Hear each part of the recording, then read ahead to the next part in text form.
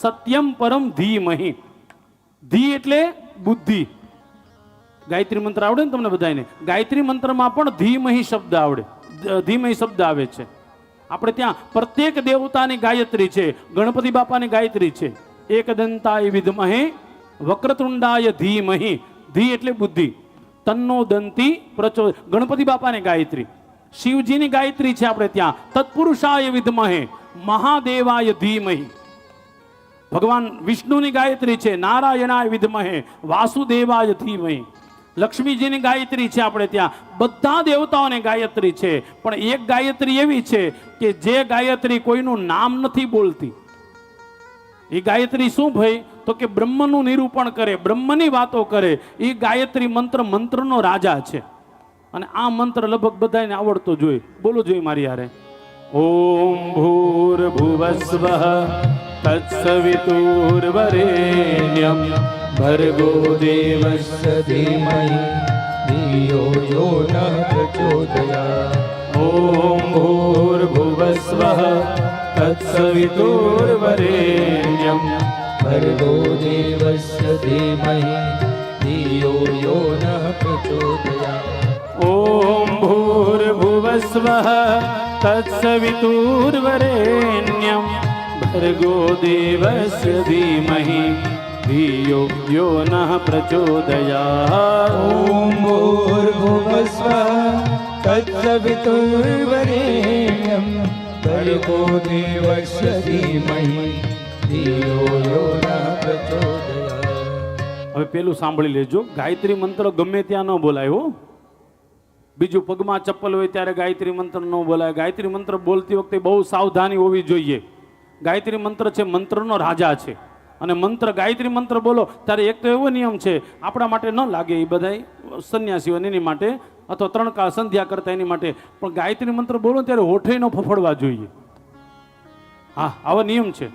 બ્રાહ્મણ માટે 3 મંત્ર ઓમ હોય તો ગાયત્રી સિદ્ધ થાય.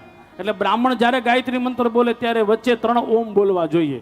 પેલા ઓમ ભૂર્ભુવઃ સ્વઃ, પાછો ઓમ બોલવાનો. ઓમ તત્સવિતુર્વરેણ્યમ ભર્ગો દેવસ્ય ધીમહિ ધિયો યો નઃ પ્રચોદયાત. છેલ્લે પાછું બોલવાનું ઓમ. ક્ષત્રિય કોઈ હોય તો એને 2 વાર ઓમ બોલવાનો, પહેલે ને છેલ્લે. કોઈ તૃતીય વર્ણ એટલે કે વૈશ્ય વર્ણ હોય એને 1 વાર ઓમ બોલવાનું. બાકી બધા 1 વાર ઓમ બોલાય. પણ બ્રાહ્મણે હંમેશા 3 વખત ઓમ બોલવો જોઈએ. હવે એ પણ સાંભળો, આ ગાયત્રી મંત્ર ચાલુ ક્યાંથી થાય ખબર છે ને? ગાયત્રી મંત્રના અક્ષર કેટલા છે? 24. બરાબર છે, 24 અક્ષર છે. પણ ઓમ ભૂર્ભુવઃ સ્વઃ એ થોડાક અલગ પડે છે. મંત્ર ક્યાંથી ચાલુ થાય છે? તત્સવિતુર્વરેણ્યમ ભર્ગો દેવસ્ય ધીમહિ ધિયો યો નઃ પ્રચોદયાત. હવે આ તમે ઘરે જઈને ગણજો, અહીંયા નહીં ગણતા હો. ઘરે જઈને ગણજો. તત્સવિતુરથી ગણો પ્રચોદયાત સુધી તો 24 અક્ષર થઈ જાય. પણ ઓમ ભૂ ઓમ સ્વઃ એટલે જે ઈ આગળના જે મંત્ર છે એ વાસ્તવમાં ગાયત્રી મંત્રમાં પછી એડ કરવામાં આવ્યા છે. હવે એ પણ કહી દઉં, સાંભળો. એ ગાયત્રી મંત્ર છે ને એને શ્રાપ મળેલો છે. વાલ્મીકી રામાયણમાં લખેલું છે, વિશ્વામિત્રએ ગાયત્રી માતાને શ્રાપ આપ્યો. 24 કરોડ ગાયત્રી મંત્રના જપ કર્યા. કેટલા? 24 કરોડ. 24 કરોડમાં થોડાક મંત્ર બાકી હતા. ગાયત્રી માતા આવતા હતા, પણ એ જ સમયે વિશ્વામિત્રની ધીરજ ન રહી અને વિશ્વામિત્ર ક્રોધિત થઈ ગયા કે 24 કરોડ મેં ગાયત્રી મંત્રના જપ કર્યા, હજી ગાયત્રીમાં તમે આવ્યા નહીં, હું તમને શ્રાપ આપું છું. કળિયુગમાં ગાયત્રી જલ્દી કોઈને ફળશે નહીં. આ સાંભળજો, સાંભળવા જેવી વાત છે. અમુક નવી નવી વાતો વાલ્મીકી રામાયણમાં એવું લખેલું છે.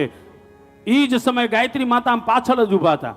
પાછળ ઉભા રહીને વિશ્વામિત્રને કહે છે, વિશ્વામિત્ર સાંભળો, હું તમારી પાસે આવવા માટે તૈયાર હતી, ખાલી તમારે થોડાક મંત્ર બોલવાના બાકી હતા. જો 24 કરોડ બોલી લીધા હોત પૂરા તો હું તમને દર્શન આપત. આપણા બધાની આ તકલીફ છે હો. 6 મહિના સુધી હનુમાન ચાલીસાના પાઠ કરવા રેડી થઈ ગયા હોય, 6 મહિના પૂરા થવાના હોય ને તાજ આપણે હનુમાનજીને બદલીને શિવજી પાસે વ્યા જાય. અને શિવજીને એમ થાય 6 મહિના સુધી મારું ભજન કરે તો મારે જવું જ છે. તાવળી 6 મહિના હજી પૂરા થવાના તો મેલડીમાં પાસે વ્યા જાય. પરિણામે શું છે? આપણી બધાની ઉપાસના અધૂરી રહી છે.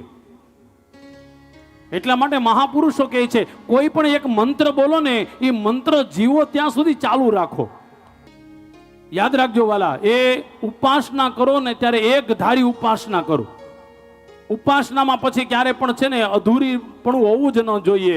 અને આપણું શાસ્ત્ર એમ કહે છે કોઈ ઉપાસના છે ને એને 12 વર્ષ સુધી લગાતાર કરો. કેટલા વર્ષ સુધી? 12 વર્ષ સુધી.